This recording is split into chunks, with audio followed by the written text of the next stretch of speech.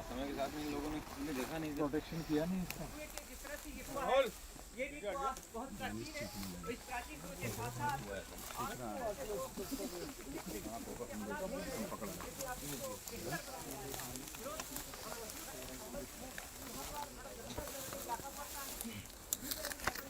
संभल प्राचीन नगर रहा है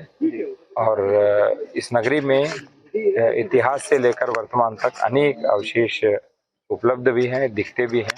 और उनको हम संरक्षित करने का, सुरक्षित करने का प्रयास कर रहे हैं और उसी के क्रम में एएसआई की टीम के साथ हम भ्रमण कर रहे हैं। ऐसे प्रोटेक्ट होने के बावजूद भी आज ये पूरे खंडर में तब्दील है, इनका दशा बहुत ही खराब है। एएसआई प्रोटेक्टेड जो फिरोजपुर का किला है वो है और एएसआई ने वहाँ पे प्रयास भी किया है, वहाँ पे चारदीवारी की है, उसे सुरक्षित किया है, किंतु उसके बाद भी आसपास के जो लोग हैं उनका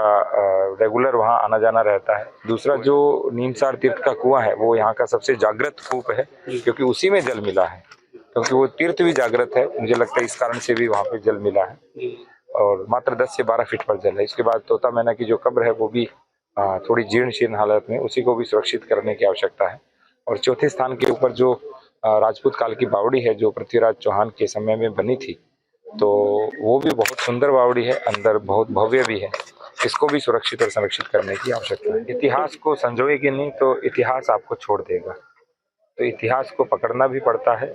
इतिहास से सीखना भी होता है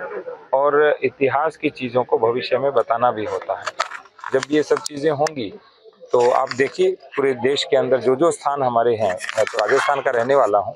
और राजपूत काल का जो इतिहास है बहुत ही समृद्ध इतिहास है और सारा संसार घूमने आता है। तो जब हम संभल को सुरक्षित और संरक्षित रखेंगे तो पूरा संसार संभल में भी आएगा भ्रमण के लिए, तीर्थाटन के लिए, पर्यटन के लिए। बिल्कुल जीर्णोद्धार किया जाएगा स्टेट आर्कियोलॉजी की टीम के साथ